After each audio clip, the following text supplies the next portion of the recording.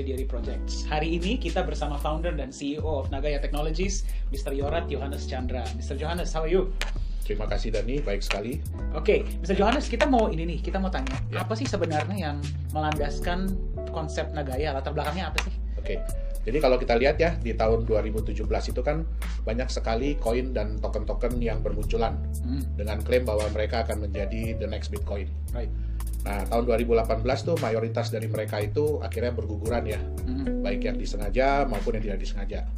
Sehingga kita itu mempelajari apa saja sih kekurangan dari koin-koin atau token-token yang sudah ada tersebut. Right.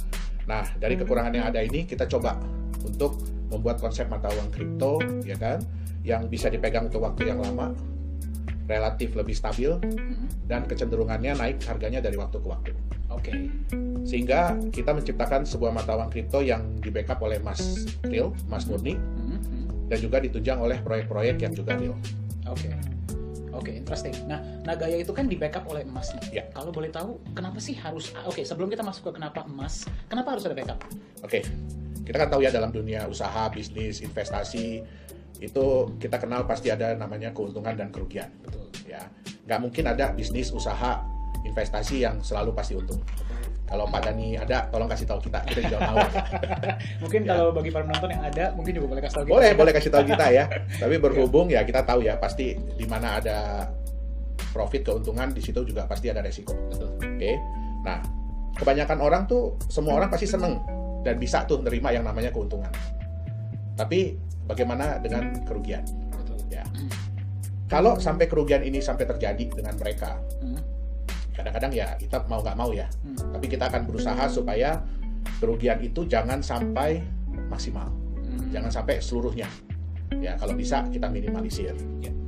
Nah, kalau kita melihat dari data-data dari coinmarketcap.com yang ada, lebih dari 90% koin token yang beredar sampai saat ini itu rata-rata kehilangan nilainya. Bahkan ada yang sampai nggak ada nilainya lagi. Oke, nah ini ya terjadi karena di dunia mata uang kripto saat ini itu 99% cryptocurrency itu tidak memiliki intrinsic value, hanya memiliki market value, di mana market value ini ya sangat bergantung dari tingkat kepercayaan. Gitu. Nah, disinilah fungsi dari backup yang dimiliki Nagaya. Dengan adanya backup ini, nilai dari Nagaya itu tidak akan mungkin mencapai 0. Kenapa? Karena nilai intrinsik Nagaya itu adalah nilai intrinsik dari sesuatu atau aset atau produk yang membackup Nagaya itu sendiri, yaitu emas murni. Jadi nilai intrinsik Nagaya adalah nilai intrinsik emas murni yang membackup setiap Nagaya. Oke, menarik. Tadi ada menyebut mengenai Pak Johannes, ada menyebut mengenai intrinsic dan market value ya. Nanti kita akan masuk ke sana lebih detailnya. Tapi sebelumnya saya penasaran. Ya. Kenapa yang dipilih emas? Oke.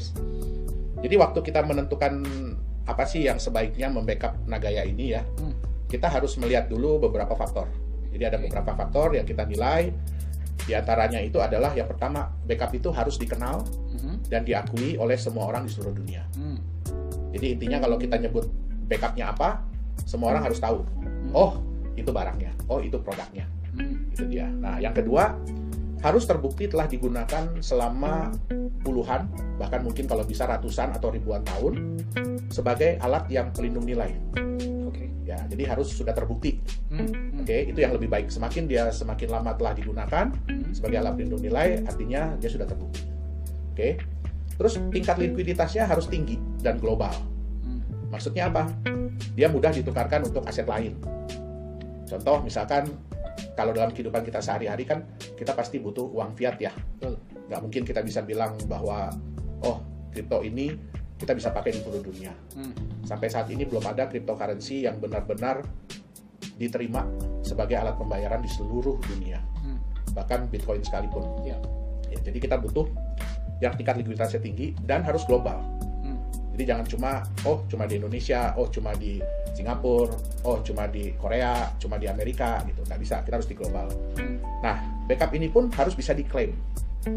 Harus bisa diklaim dengan mudah dan dalam jumlah yang beragam. Gitu. Jadi, kalaupun ada backup tapi tidak bisa diklaim, ya itu juga sebenarnya percuma. Betul. Oke. Tapi yang lebih penting, backup ini bukan hanya klaim semata ya. Jadi bukan cuma kita bilang bahwa kita ini di backup, gitu. Tapi cuma klaim aja. Tetapi backup ini pun harus bisa diverifikasi. Artinya harus transparan dalam soal jumlah, terus di mana backupnya berada, dan harus bisa dilakukan independent audit. Oke. Ya. Jadi transparansi itu sangat penting ya, Pak Johannes ya. Betul. Oke. Nah, berarti untuk Nagaya sendiri sebelum dijual kepada publik, berarti emasnya sudah ada dong? Oh, belum. Kita belum ada. Belum. Oke. Karena gini, konsep kita ini kita bukan jualan emas. Ya, kita bukan jualan emas, tetapi kita menyediakan mata uang kripto yang di backup oleh emas. Nah, dari dana hasil penjualan Nagaya itu tidak semuanya kita gunakan untuk proyek atau bisnis kita. Sebagian besar, persentase yang terbesar itu kita gunakan untuk membeli, untuk cadangan ya. Nah, untuk backup. Nah, kita akan gunakan untuk membeli emas murni. Dan emas ini akan kita simpan di sebuah tempat penyimpanan khusus emas, perak, platinum, titanium yang berada di negara Singapura. Jadi emasnya disimpan di Singapura ya, Pak Johannes? Oke. Kenapa di Singapura, Pak Johannes, kalau boleh tahu? Ada alasan tertentu kah? Nah, Nagaya ini kan sebenarnya adalah proof of ownership ya. Jadi bukti kepemilikan dalam bentuk digital. Nah, bukti kepemilikan apa? Dia ini adalah bukti kepemilikan sejumlah emas yang ada di dalam tempat penyimpanan tadi, tempat penyimpanan di Singapura tadi. Artinya setiap Nagaya itu secara nyata di backup oleh sejumlah gram emas. Kalau nantinya ada yang membuktikan bahwa dia adalah pemilik sejumlah Nagaya, berarti dia berhak atas sejumlah emas di dalam tempat penyimpanan tersebut. Oke. Contoh, kalau mungkin Pak Dhani, kalau kita nanti ya udah dinyatakan bahwa setiap Nagaya itu sudah di backup oleh 0,1 gram emas murni, Pak Dhani bisa menunjukkan ke kita bahwa, oh, saya punya 100.000 Nagaya. Artinya tinggal 100.000 dikali 0,1 gram. Artinya Pak Dhani itu berhak atas 10.000 gram atau 10 kilogram emas murni. Nah, emas yang membackup setiap Nagaya inilah yang menjadikan Nagaya memiliki intrinsic value, yaitu nilai emasnya itu sendiri. Nah, untuk menunjang tingkat kepercayaan, ya kalau kita bilang bahwa kita simpan di sebuah tempat, tapi kalau tempat itu orang nggak ada yang kenal, orang nggak ada yang tahu, apakah itu bisa dipercaya? Nggak bisa. Nggak gampang. Nah, akhirnya kita membutuhkan sebuah tempat yang bukan hanya bisa menjamin keamanan emas Nagaya tersebut, tetapi tempat itu juga harus berada di negara yang dikenal secara global dan memiliki reputasi yang baik. Nah, kenapa kita pilih Singapura? Karena banyak perusahaan, institusi finansial, bahkan perbankan yang menyimpan cadangan emasnya di Singapura, termasuk di tempat yang sama dengan yang Nagaya gunakan. Nah, ini penting karena Nagaya ini adalah mata uang kripto yang kita harapkan bisa diterima secara global di seluruh dunia. Artinya semua orang kita mau merasa aman, merasa nyaman, tahu bahwa emas Nagaya itu benar-benar disimpan di sebuah tempat yang bisa dipercaya. Oke. Berarti kepercayaan itu sangat dijaga oleh Nagaya. Betul. Ya?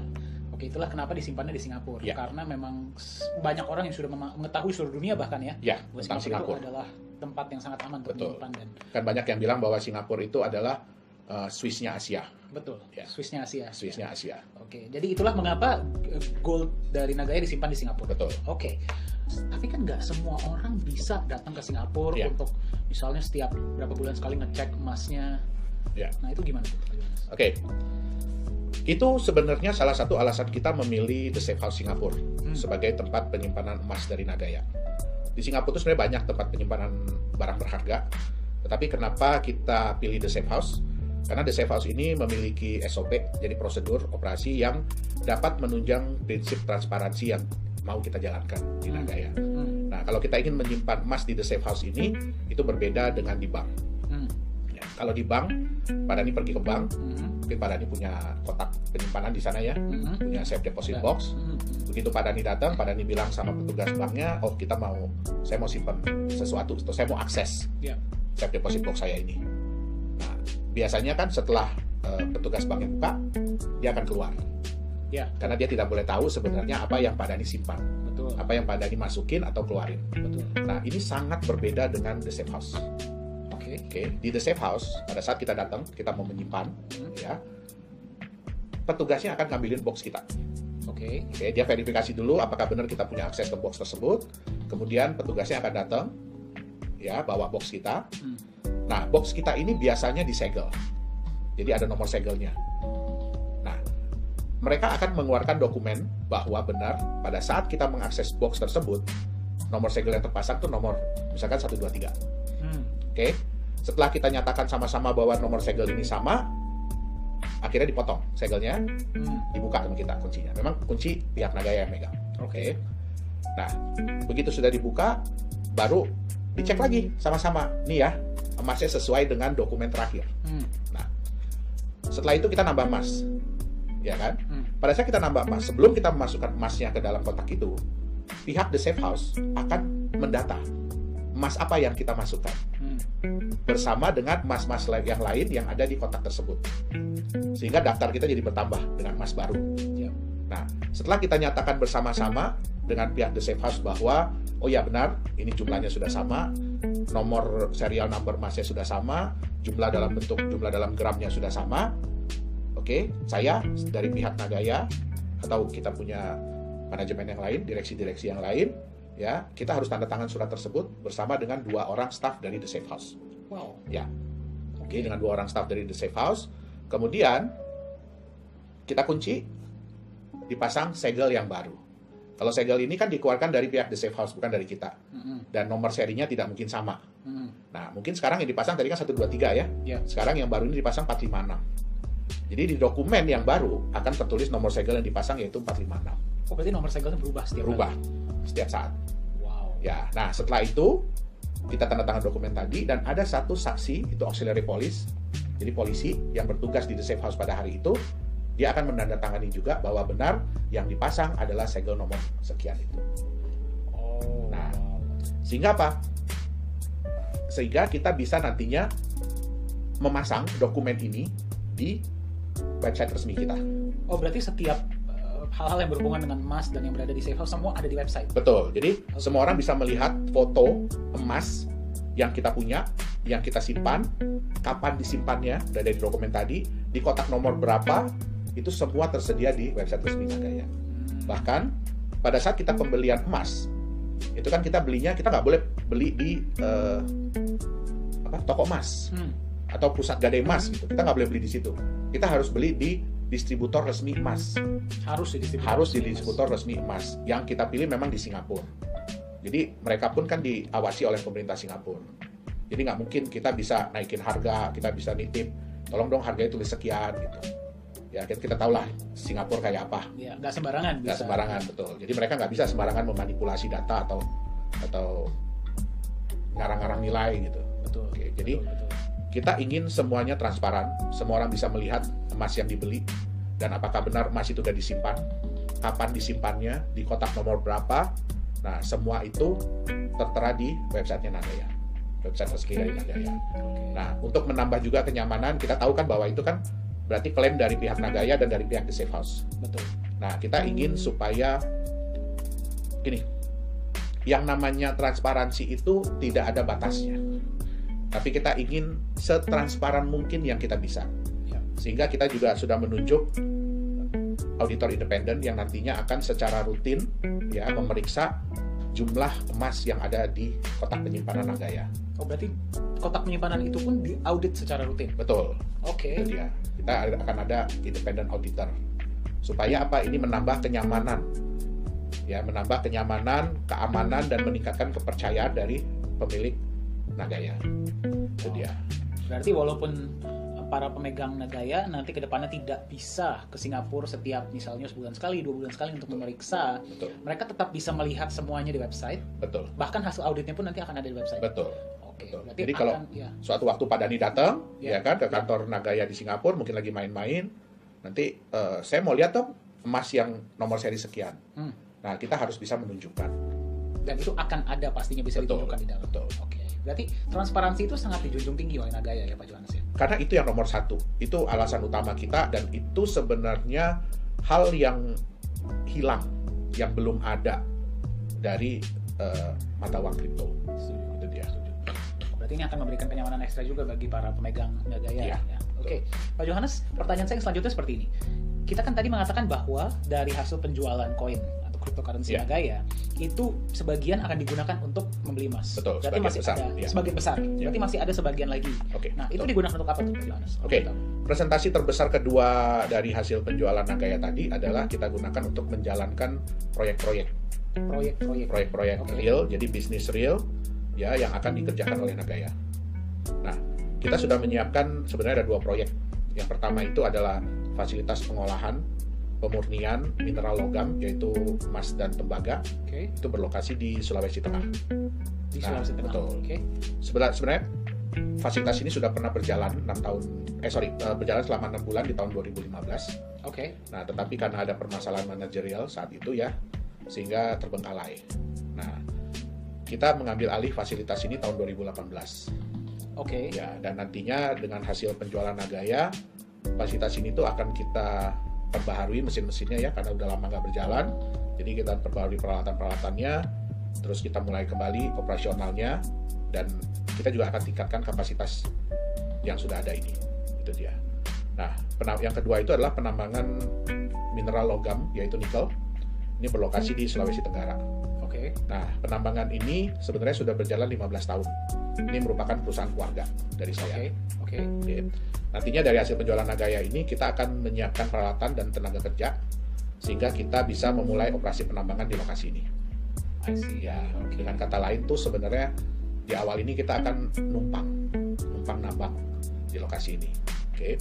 Nah, tentu saja hal ini kita kan mau Nagaya ini berjalan dengan cepat sehingga semua orang bisa merasakan benefit atau manfaat dari memiliki Nagaya secara cepat. Betul Ya. pasti. Nah, kenapa kita istilahnya numpang nambang ini? Karena ini akan sangat menghemat waktu dan biaya. Kalau kita mau mulai nambang sendiri dari awal, pasti takes ya time kan, pasti ya kita harus beli lahan terlebih dahulu, kita harus urus segala perizinan, ya kan, dan itu pasti memakan waktu dan biaya. Setuju. Ya. Setuju. Sambil seiring dengan kita melakukan penambangan di tempat ini, kita pun akan mencari lahan kita sendiri. Oh, itu berarti berjalan Betul. sambil ya. Betul, mengurus perizinan semua. Nah, kalau di lokasi yang baru ini semua udah siap, Ya. izin sudah siap, ya kan? Artinya kan kita tinggal pindah Betul. peralatan kita yang sudah ada ke lokasi yang baru. Sehingga kita benar-benar bekerja dari kita punya lahan sendiri, proyek sendiri, hasil sendiri, gitu. Oke, berarti sambil proyek yang sekarang jalan, proyek tersebut sedang Betul. berjalan sama-sama lah ya, Bersama-sama, bersama-sama ya. Oke. Menarik, Nah, Pak Johannes. Sejalan juga dengan perkembangan penjualan Nagaya, kita akan mencari usaha-usaha atau bisnis-bisnis baru, proyek-proyek baru, ya dengan kata lainnya, kita akan diversifikasi usaha dan proyek kita. Gitu. Oke, berarti nanti setelah 2 proyek yang sudah berjalan, pasti ke depannya akan ada proyek-proyek lain. Betul. Yang apakah harus tambangkah atau bisa yang lain? Oh enggak, makanya kan kita akan diversifikasi. Kita akan cari proyek-proyek lain, Oke. jenis yang lain. Jenis yang lain ya. Ya. Proyek itu kan pasti kan mengharapkan profit dong, Ya, betul. masing-masing dari proyek kita. Betul. Nah, kalau boleh tahu nih bagi para pendengar, profit dari proyek tersebut nanti akan dialokasikan untuk apa ya? Oke. Nah, tentunya kan profit dari proyek ini kan harus mendatangkan manfaat, benefit bagi para pemilik atau pemegang Nagaya. Nantinya setiap bulan itu 60% dari profit setiap proyek akan kita alokasikan untuk manfaat tersebut. Oke. Nah, dengan beberapa cara. Yang paling besar itu adalah persentase yang akan kita gunakan untuk membeli tambahan emas yang akan kita simpan di tempat penyimpanan emas Nagaya tadi. Oke. Nah, 40% yang lainnya itu akan digunakan untuk kebutuhan manajemen. Ya, seperti untuk menjalankan proyek yang sudah ada, meningkatkan kapasitas proyek, terus juga untuk biaya tempat penyimpanan, untuk biaya audit dan lain-lain. Gitu. Oke. Berarti mayoritas dari profit tersebut akan digunakan juga untuk menambah jumlah emas di dalam Tempat penyimpanan Nagaya. Betul. Nagaya. Nah, berarti jumlah emas per Nagaya akan meningkat. Ya. Dan jumlah Nagaya kan akan tetap sama tuh, Ya. 50 juta Nagaya. Berarti bisa dibilang bahwa jumlah emas setiap Nagaya akan terus naik. Ya, betul. Wow. Betul sekali. Jadi karena kita memiliki kemampuan untuk menambah jumlah cadangan emas, sedangkan jumlah Nagayanya tetap hanya 50 juta, ya artinya untuk nantinya tuh untuk setiap Nagaya mereka akan punya kenaikan jumlah emas yang di backup. Wow. Ya. Nah, dengan konsep seperti ini, kita tuh bisa memberikan nilai tambah bagi para pemegang atau pemilik Nagaya. Yang pertama, yaitu dengan meningkatnya jumlah emas yang membackup setiap Nagaya, Artinya kan nilai intrinsik Nagaya itu bisa terus meningkat atau naik. Ya, karena dua hal. Yang pertama kan jumlah emas setiap Nagayanya bertambah.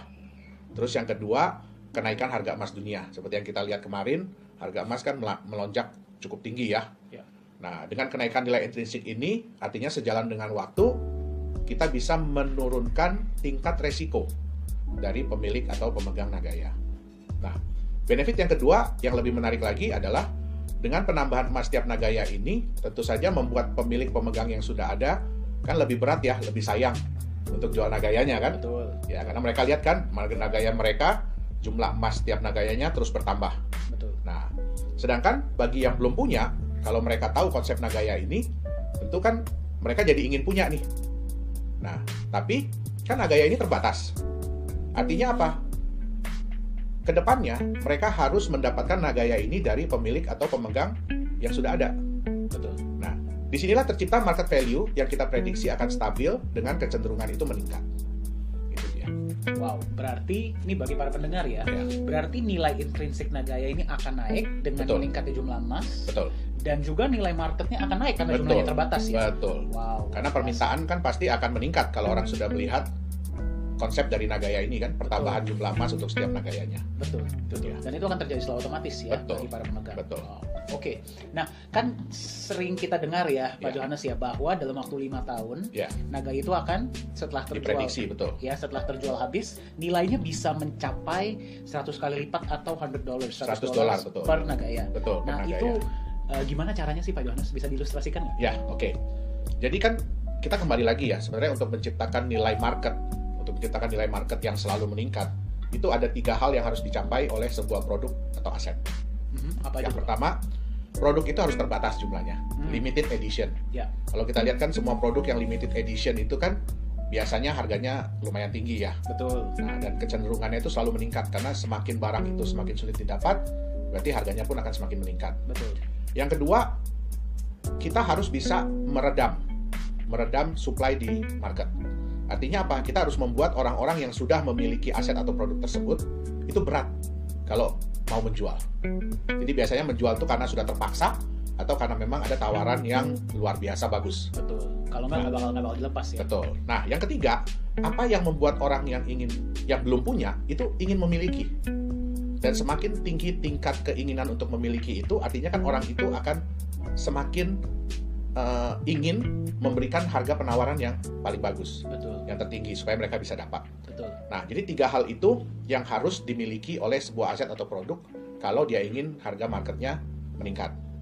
Nah, kalau boleh saya ilustrasikan ke Pak Dhani ya tentang harga market Nagaya ke depannya ini. Nah, itu kita harus ilustrasi dengan sebuah kotak. Oke. Sebuah kotak nih ya. Ini contohnya dengan kotak ini. Oke. Ya. Pakai kotak ini ya. Oke. Nah, kotak ini hanya ada 1000 unit di dunia, hanya ada 1000 kotak nih di dunia. Berarti terbatas ya. Terbatas. Pak Dhani ini kebetulan salah satu orang yang beruntung bisa membeli kotak ini seharga $100.000. Oke. Dan ini kotak terakhir yang Pak Dhani beli. Ini berarti kotak nomor 1000 ya. Nomor 1000 betul. Oke. Ya. Nah, pada saat Pak Dhani buka kotak ini, ya, di dalamnya itu ada emas senilai $50.000. Oh, setengahnya. Berarti setengahnya kan? Oke. Ya. Nah, kalau Pak Dhani hanya bercerita ke teman bahwa Pak Dhani beli kotak ini $100.000, oke, dan di dalamnya ada emas $50.000. Pasti teman-teman Pak Dhani akan bilang, wah, Pak Dhani ini kena bohong, kena tipu saya, ya kan? Tapi bagaimana kalau bulan depan Pak Dhani buka kotak ini dan Pak Dhani lihat bahwa nilai emas di dalamnya itu bukan cuma nilai ya, tapi jumlah emasnya itu sudah bertambah, sehingga sekarang nilai emas di dalamnya itu jadi $55.000. Oh, naik sendiri. Naik sendiri. Oke. Nah, kemudian bulan depannya lagi naik lagi. Ya, jadi $58.000. Dia naik sendiri ya? Iya. Oke. Bulan depannya lagi naik lagi jadi $60.000. Wow. Nah, kalau Pak Dhani menceritakan kotak ini kepada teman-teman, pasti mereka akan bilang hal yang berbeda kan. Pertama mereka bilang, oh Pak Dhani kena bohong, kena tipu.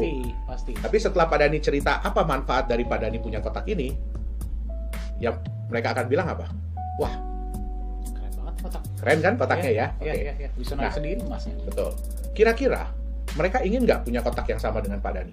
Pasti. Pasti mereka ingin punya kotak yang sama ya. Ya. Nah, terus kemudian mereka tanya dong ke Pak Dhani, waktu itu beli kotak ini berapa ya harganya ya Pak Dhani? Ketika beli 100 ribu US dollar, betul? Ya, Nah, betul. kira-kira nih, kalau ada teman Pak Dhani yang menawar 100 ribu US dollar untuk kotak ini, kira-kira Pak Dhani mau nggak jual ke dia? Enggak lah, sayang banget. Iya kan? Iya. Kenapa? Padahal kan di dalamnya tadi emasnya mungkin baru 60 ribu US dollar. Tapi kan Pak Dhani melihat ada benefit Ya, atau nilai tambah dari kotak ini. betul. Betul nggak? Betul. Setiap bulannya emasnya bisa bertambah. Betul. Jadi yang dilihat adalah future, Future potential ya. potensi masa depan. Ya. Oke? Nah, mungkin nggak ada yang menawar 2 miliar? Mungkin aja. Mungkin. Kenapa? Karena dia melihat potensi masa depan. Ah, Itu yang pertama. Yang kedua, karena kotak ini udah nggak ada lagi yang jual. Perusahaan udah nggak jual lagi. ya, ya, Jadi mau tidak mau dia harus berusaha untuk menawar kotak ini dari Pak Dhani. ya. Atau dari 999 orang lain yang punya memang sudah kotak ini. memiliki. Ya kan? Nah, mungkin nggak ada yang nawar 5 miliar? Mungkin aja. Mungkin. Mungkin. Nah, inilah yang disebut dengan market value. Market value itu berarti value yang diberikan oleh Oleh pasar. pasar. Oke. Jadi mereka mau menilai berapa. Bukan hanya berdasarkan intrinsic value yang ada, tetapi berdasarkan dari future. Oke, Ya, berdasarkan dari potensi masa depan. potensi masa depan, betul. Nah, itu dia yang harus dilihat. Oke? Nah, anggap Pak Dhani misalkan sudah mau setuju ya, jual 5.000, mau jual 5 miliar. 5 miliar. Oke, sudah setuju mau jual 5 miliar. Terus Pak Dhani yang biasanya emas di dalam ini nambahnya mungkin hanya 5.000 dolar per bulan. Ya, sebelum Pak Dhani bilang iya kepada orang tersebut yang mau beli, pas Pak Dhani buka, pas dilihat, kok sekarang nambahnya 10.000 dolar ya? Sehari ini ya. Sebulan. Sebulan. Oke. Nah, biasanya kalau perusahaan menjalankan bisnis, menjalankan proyek, semakin lama biasanya profitnya semakin naik atau semakin turun? Semakin naik. Semakin naik kan? Artinya kalau sekarang sudah bisa nambah 10.000 dolar per bulan nilai emasnya, kira-kira bulan depan bisa 10.000 lagi? Bisa aja. Bisa aja lebih. Bisa aja lebih, betul. Nah, dengan begini, Pak Dhani jadi kepikiran lagi kan? Lepas nggak ya 5 miliar tadi? Iya, mau lepas jadi mikir-mikir ya. Jadi mikir-mikir kan? Betul. Kenapa? Betul. Kenapa? Karena kembali ke potensi masa depannya. Betul. Dan yang kedua, kalau Pak Dhani jual ini kepada orang itu dengan harga 5 miliar, kira-kira besok-besok bisa nggak Pak Dhani dapat kotak yang sama dengan harga 5 miliar? Kotak yang sama dengan harga 5 miliar. Ya, kan kotaknya udah dikasih ke orang. Nah, Iya, itu dia. iya. Oke. Nah, kotak inilah Nagaya, Oh, berarti kotak ini merepresentasikan Nagaya. merepresentasikan Nagaya. Nah, hebatnya lagi, kotak ini bisa dibelah-belah. Oke. Ya, kotak ini bisa dibelah-belah, ya kan? Jadi Pak Dhani bisa jual mungkin hanya sepotong kecil kepada temannya, ya berarti dengan jumlah emas yang prorata. Nah, itu dia. Dan kotak ini dalam bentuk digital. Jadi Pak Dhani nggak harus pegang kotak ini.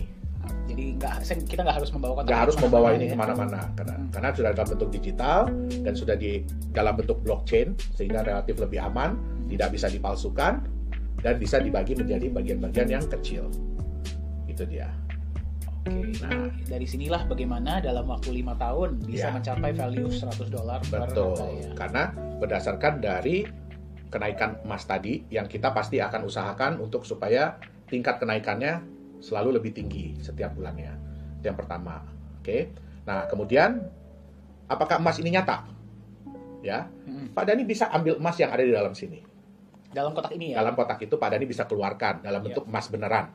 Tetapi kalau sudah dikeluarkan berarti kotaknya hilang.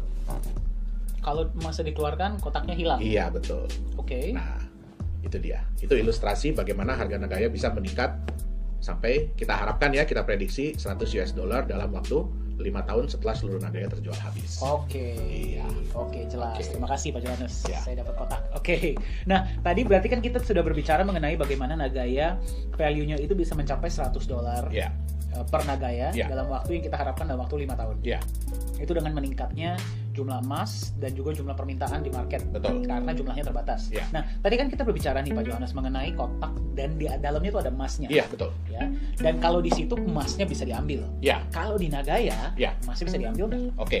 Nah, karena emas yang kita simpan itu kan emas nyata, Ya. emas murni, ya LBMA grade, jadi LME grade, seperti kalau di Indonesia itu setara dengan emas antam. Oke. bukan emas digital dan bukan sertifikat emas. Ya. Sehingga emas tersebut bisa diklaim oleh pemilik atau pemegang Nagaya. Jadi bisa diklaim. Bisa diklaim, betul. Nah, mereka pemilik atau pemegang Nagaya yang ingin mengambil emasnya, mereka dapat mengajukan pengembalian Nagaya, kemudian mengirimkan Nagaya yang dikembalikan itu ke alamat atau address yang kita sudah tentukan, yaitu burn address. Dan setelah selesai diverifikasi, ya kita akan memberitahukan bahwa emasnya siap untuk diambil. Sejumlah dengan Nagaya yang dikembalikan dan berapa emas yang membackup setiap Nagaya pada saat pengembalian tersebut. Oke, nah Pak Johannes, kita memahami bahwa bagi para cryptocurrency ya, dan juga bagi para pemegang, mereka selalu mengharapkan bahwa cryptocurrency ini cepat masuk exchanger nih. Ya. Nah, bagi Nagaya sendiri kapan akan masuk ke exchanger? Memang itu adalah tujuan goals yang ingin dicapai oleh semua mata uang kripto. Betul. Ya. Nah, tapi kita tidak mau gegabah. Ya, kita tidak mau asal-asalan untuk masuk di exchanger. Karena masuk di exchanger ini belum tentu menguntungkan bagi pemilik atau pemegang cryptocurrency tersebut. Oke. Banyak mata uang kripto yang setelah masuk di exchanger malah kehilangan nilainya, bahkan sampai tidak ada nilai sama sekali lagi. Nah, masuk ke dalam exchanger ini harus melihat kapan momen atau saat yang tepat supaya jangan sampai merugikan pemilik atau pemegang aset. Bagi developer atau bagi penerbit mata uang kripto, kita tidak akan pernah rugi. Tapi jangan sampai kita merugikan pemegang kriptonya sendiri. Oke. Nah, di Nagaya sesuai juga dengan aturan yang ada, ya. Kita akan masuk di exchanger setelah penjualan tahap kedua atau 11 juta Nagaya itu terjual. Berarti sudah ada track record dulu. Betul. Sudah mendapatkan customer base dulu. Betul. Baru masuk. Sudah proyek sudah ada yang berjalan, profit sudah mulai masuk. Nah, itu dia. Oke, berarti sudah melewati tahap 2. Kemudian baru tahap selanjutnya tahap kedua, ya kita akan masuk ke exchanger. Oke, berarti menunggu waktu yang tepat ya. Betul. Pak Johannes, ya? Jadi kita nggak mau asal-asalan untuk masuk ke exchanger. Baik. Ya. Oke. Nah, ini pertanyaan yang agak menarik, Pak Johannes. Ya. Kalau misalnya kita melihat banyak cryptocurrency di luar sana. Ya, mereka mengatakan bahwa mereka bisa mencapai ratusan bahkan ribuan kali lipat dalam waktu yang relatif singkat, mungkin 1 tahun. Ya. Tapi Nagaya kok konservatif sekali ya, maksudnya $100 itu dalam waktu 5 tahun lagi. Itu kenapa ya? Nah, yang pertama harus dilihat adalah apakah harga yang diprediksi oleh mata uang kripto yang lain tersebut itu benar-benar harga market murni atau harga yang memang di-setup oleh perusahaan. Ya, itu yang pertama, oleh developer. Yang kedua, ya dalam dunia investasi ya, orang itu biasanya cuma mengenal profit besar atau kecil. Ya, resiko besar atau kecil. Padahal ada faktor yang ketiga, yaitu waktu. Cepat, dapatnya cepat atau lama. Nah, semua orang tuh pasti inginnya kan profit yang besar, resiko yang kecil. Terus maunya cepat dapatnya kan ya? Betul. Nah, tapi sudah terbukti ya, kita sudah bisa buktikan dari berbagai macam developer, dari berbagai macam sistem bahwa konsep yang seperti ini itu nggak pernah bertahan lama. Sehingga yang masuknya belakangan, yang ikutnya belakangan, itu biasanya pasti menderita kerugian, bahkan bisa sampai total. Nah, jadi yang tadinya berharap profit besar waktu cepat, ternyata resikonya pun terbukti besar. Oke. Kita hanya bisa mendapatkan 2 hal baik dari 3 hal yang tersedia. Oke. Nah, yang paling penting adalah kita pelajari konsepnya. Apakah konsep kenaikan harganya ini masuk di akal? Apakah konsep bisnisnya masuk di akal? Kemudian apakah proyek atau bisnis yang dijalankan pun masuk di akal? Bitcoin aja itu butuh waktu bertahun-tahun untuk mendapatkan kepercayaan dari pasar. Betul. Dan terbukti sampai sekarang pun kepercayaannya masih naik dan turun. Setuju. Itu dia. Ya. Nah, yang ingin saya sampaikan adalah Nagaya ini adalah aset masa depan, bukan aset bulan depan. Itu dia. Ya. Berarti lebih ke kita meminimalisir resiko, ya, agar profit yang didapatkan bisa sesuai. Betul. Namun ya memang kita harus menunggu waktu yang sesuai juga. Betul. Ya makanya kenapa $100 dalam waktu 5 tahun. Betul. Agar bagi para calon pemegang maupun pemegang mereka bisa melihat dengan lebih masuk akal. Oh iya, make sense gitu ya. Betul. Karena kita pun menjalankan bisnis yang normal. Kita menjalankan normal bisnis kok. Pertambangan, smelter, dan bisnis-bisnis lain. Itu dia. Ya. Baik, Pak Johannes, aku kembali ke project ya. Banyak banget perusahaan kripto di luar sana, kan banyak yang bermain di bisnis digital. Ya.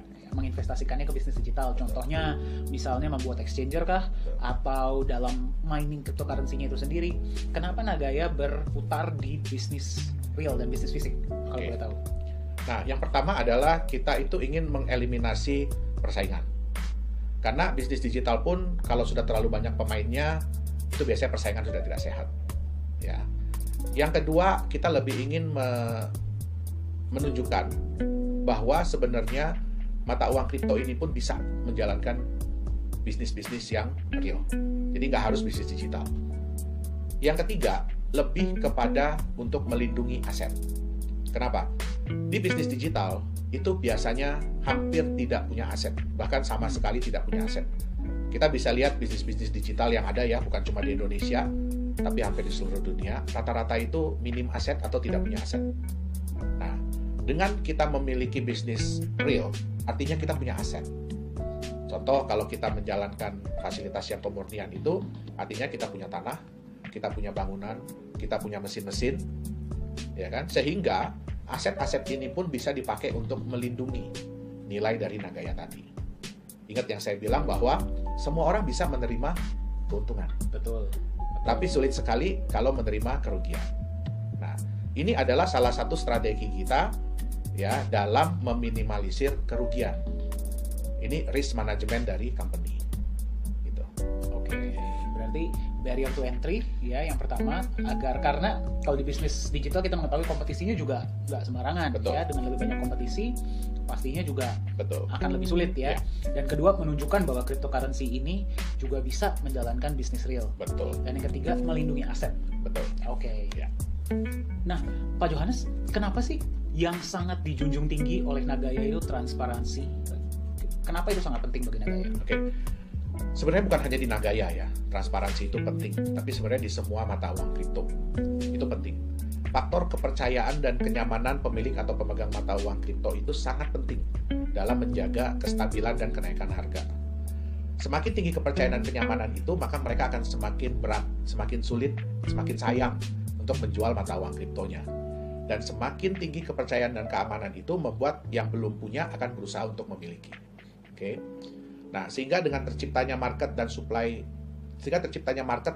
yang terbatas dan permintaan yang tinggi, inilah yang dibutuhkan agar harga market itu bisa naik. Ya. Nah, yang kedua, semua orang bisa membuat klaim bahwa mata uang kripto mereka di-backup oleh aset. Contohnya emas. Ya, bahwa mereka sudah nyimpen 1 ton emas di Singapura, padahal nggak ada yang pernah lihat. Bahwa mereka punya proyek-proyek tambang, tapi nggak ada yang bisa memverifikasi. Kalau semua ini tadi tidak transparan, semua klaim-klaim ini tidak transparan, tidak bisa diverifikasi kebenarannya, tidak bisa ditunjukkan, tidak bisa diaudit secara independen, maka hal ini percuma, tidak akan berguna. Nah, suatu waktu orang akan menemukan ya bahwa hal-hal ini itu sebenarnya tidak ada. Yang terjadi adalah kepercayaan akan hilang.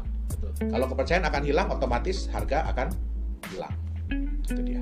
Oke, berarti transparansi itu saya setuju. Transparansi itu tidak hanya penting untuk Nagaya, tapi juga sebenarnya untuk semua cryptocurrency lainnya. Kripto, betul. Pak Johannes, untuk Nagaya sendiri, rencananya ke depannya seperti apa sih? Oke, yang pasti orang juga banyak bertanya ya, roadmap kita kok berbeda dengan kripto-kripto lain, dengan developer kripto-kripto lain, yang biasanya berdasarkan dari waktu. Ya. Nah, sebenarnya dalam dunia bisnis itu nggak bisa juga seperti itu, roadmap yang seperti itu. Itu kalau kondisinya ideal, artinya penjualannya bisa dicapai dalam waktu yang memang benar-benar segitu, ya sehingga semua bisa dijalankan. Nah, kalau roadmap di Nagaya itu lebih kepada sudah berapa banyak Nagaya yang terjual. Ya. Rencana kita adalah pada saat kita sudah menjual 3 juta Nagaya, kita akan memulai proyek nikel kita, proyek pertambangan nikel kita. Setelah terjual 3 juta? Setelah terjual 3 juta Nagaya. Nah, kita sudah bisa mulai persiapan, sudah bisa mulai untuk menambang. Memang dalam skala yang kecil, belum skala yang besar. Target kita adalah kita bisa menambang sampai 50.000 ton per bulan. Nah, itu memang sejalan dengan waktu, pasti kita akan tambah kapasitas. Tapi di 3 juta itu, 3 juta Nagaya terjual, kita sudah bisa mulai sebenarnya persiapan. Dan dari mulai persiapan itu sebenarnya kita harapkan dalam waktu 6 bulan, kita sudah bisa melihat profit. Dalam waktu 6 bulan? Dalam waktu 6 bulan kita bisa melihat profit. Tentu saja kita pasti akan berusaha secepat mungkin. Ya. Tapi let's say 6 bulan. Kemudian setelah terjual 11 juta Nagaya, kita juga akan memulai untuk persiapan kita punya fasilitas pemurnian, fasilitas pengolahan dan pemurnian emas dan tembaga tadi.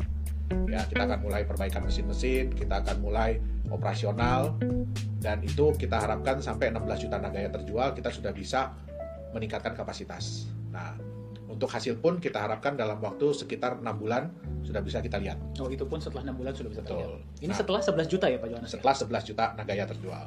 Nah, dan setelah 11 juta Nagaya terjual pun, kita akan mulai masuk ke exchanger. Ya, jadi semua orang, proyek kita sudah berjalan, sehingga emas sudah mulai bisa bertambah, sehingga market-market yang belum memiliki Nagaya, begitu mereka melihat bahwa, oh, ini emasnya benar-benar bertambah, sehingga bisa pada saat kita masuk ke exchanger, itu harga marketnya sudah bisa meningkat. Gitu. Oke. Berarti itu cukup komprehensif ya, Pak Johannes ya, nanti planning ke depannya. Oke. Nah, bagi setiap mata uang kripto, pasti impiannya atau harapannya ke depannya itu ingin bisa digunakan sebagai alat pembayaran. Ya, Pak Johannes ya. Bagi Nagaya sendiri, apakah itu juga menjadi harapan atau bagaimana? Oh ya, tentu saja. Tentu saja itu menjadi impian ya, impian semua developer mata uang kripto. Tapi yang kita harus ingat adalah jangan lupa bahwa semua itu butuh waktu. Jadi nggak bisa secepat itu. Banyak mata uang kripto lain yang bilang bahwa oh, mereka sudah bisa dipakai sebagai alat pembayaran. Ternyata alat pembayaran internal. Artinya apa? Yang produk-produk mereka sendiri, jasa-jasa mereka sendiri, sehingga bisa dipakai di dalam lingkungan mereka sendiri. Sedangkan yang dimasuk sebagai alat pembayaran itu kan yang diharapkan adalah bersifat global ya. Betul. Maksudnya di luar daripada manajemen perusahaan tersebut. Ya, contoh kita bisa dipakai untuk pembayaran di toko, di mall, atau untuk pembayaran online. Nah, vendor, betul. Itu sebenarnya impian semua mata uang kripto. Nah, kita itu juga ingin menciptakan konsep supaya mata uang Nagaya ini, ya mata uang kripto Nagaya ini lebih bisa diterima oleh para vendor, oleh para toko, oleh para penjual. Ya, kenapa? Karena kalau kita melihat volatilitas mata uang kripto yang ada, kenaikan penurunan harga itu sebenarnya menyeramkan bagi orang-orang yang mau menerima pembayaran. Karena bayangkan kadang-kadang mereka terima pembayaran pada saat harganya sekian, rate-nya sekian, terus tiba-tiba baru sejam 2 jam tiba-tiba itu bisa turun yang jauh. Ya, tentu saja itu kan beresiko ya. Nah, kita dengan konsep Nagaya ini kita ingin menciptakan mata uang yang relatif lebih stabil dan relatif lebih meningkat. Nah, kebetulan ya kita juga menerima kabar gembira ya beberapa bulan yang lalu. Kita sudah bekerja sama, jadi saya sudah tanda tangan kerjasama MOU dengan satu mall di Korea Selatan, itu di ibu kota baru Korea Selatan, yang akan dibangun mulai tahun 2021 dan direncanakan 2023 sudah beroperasi. Wow. Ya. Nah, mall ini nantinya akan menggunakan mata uang kripto sebagai alat pembayaran. Dan kita berhasil dipilih. Jadi Nagaya ini berhasil dipilih nantinya akan difungsikan sebagai alat pembayaran di seluruh mall tersebut. Wow. Ya. Nah, mall ini sebenarnya nanti ada 5 blok. Jadi yang pertama akan pakai kita adalah blok nomor 4. Ini lebih ke temanya adalah entertainment. Jadi mall ini lebih temanya ke entertainment dan nantinya Nagaya bisa dipakai untuk bertransaksi di sana. Ya. Nah, nantinya jadi ini adalah pilot project ya, project percontohan. Setelah berhasil itu akan dikembangkan ke 4 blok yang lain ya. Jadi total 5 blok. Nah, nanti seiring dengan waktu mungkin bisa diuji coba lagi ke mall-mall berikutnya. Kenapa mereka memilih Nagaya? Karena setelah mereka survei, Nagaya ini yang bisa lebih memberikan rasa nyaman dan aman, terutama bagi yang menerima pembayaran. Betul. Kalau bagi yang bayar tuh nggak masalah, tapi bagaimana dengan yang menerima pembayaran? Itu dia. Karena volatilitas kripto tadi ya. Betul. Wow, berarti kita bisa melihat Nagaya digunakan sebagai alat pembayaran di mall di Korea ya. Korea Selatan, ya, pada tahun 2023. Ya. Wow. Semoga itu menjadi benchmark bagi mall-mall dan vendor-vendor lainnya untuk bisa menerima Nagaya sebagai alat pembayaran. Ya. Wow. Jadi memang ya semua itu butuh waktu. Dan semua itu butuh kepercayaan. Nah, itulah nilai pentingnya ya, kenapa kita harus menerapkan transparansi. Itu dia. Setuju. Nah, tadi kan kita sudah berbicara cukup panjang ya Pak Johannes ya mengenai Nagaya. Bagi para pemilik atau calon pemilik Nagaya, ada kesan dan pesan nggak Pak Johannes? Oke. Jadi sebenarnya adalah kita di sini Nagaya itu ingin mengedukasi. Kita tuh ingin mengedukasi teman-teman semuanya ya. Terutama yang selama ini mungkin udah merasakan jatuh di dunia mata uang kripto. Mata uang kripto ini sebenarnya adalah sesuatu yang luar biasa, yang bagus. Konsep daripada blockchain ini adalah sesuatu yang luar biasa, sesuatu yang bagus. Tetapi karena banyak disalahgunakan, itu dia. Nah, banyak juga teman-teman yang bertanya kepada saya, sekarang ini kan orang udah pada mulai udah pada mulai negatif, ya, udah pada mulai negatif thinking terhadap cryptocurrency. Nah, kenapa kok Nagaya tetap mau hadir? Nah, disinilah fungsinya kita. Kita ingin memberikan sesuatu yang berbeda. Kita ingin memberikan suatu pengajaran bahwa ini bisnis. Walaupun bentuknya digital, tapi ini bisnis. Nah, bisnis itu harus masuk di akal. Bisnis itu harus transparan. Ya, bisnis itu harus accountable. Sehingga bisnis itu bisa berlangsung dalam jangka waktu yang panjang. Nah, dan yang harus diingat adalah bahwa setiap bisnis itu harus punya manajemen resiko. Kita nggak bisa bilang bahwa bisnis kita itu yang terbaik, bisnis kita itu tidak ada resiko. Nggak, semua bisnis ada resiko. Karena saya udah ngejalanin bisnis sudah puluhan tahun. Up and down pasti ada. Nah, tapi di sini kita ingin memberikan bukan hanya ingin berjualan Nagaya, tapi kita ingin memberikan satu solusi bagi teman-teman ya. Yang pertama untuk belajar mengenai bagaimana cara memilih mata uang kripto yang tepat. Ya, bukan hanya untuk jangka pendek, tapi lebih kepada jangka panjang. Itu dia. Oke, berarti lebih cerdas lah memilih investasi dan lebih hati-hati ya mungkin. Betul. Ya. Jika konsepnya masuk akal, baru silahkan investasi. Oke, terima kasih banyak Pak Johannes, kita belajar banyak ya. Demikianlah bincang-bincang bersama CEO dan founder dari Nagaya Technologies, Mr. Yorat Johannes Chandra. Semoga dapat memberikan wawasan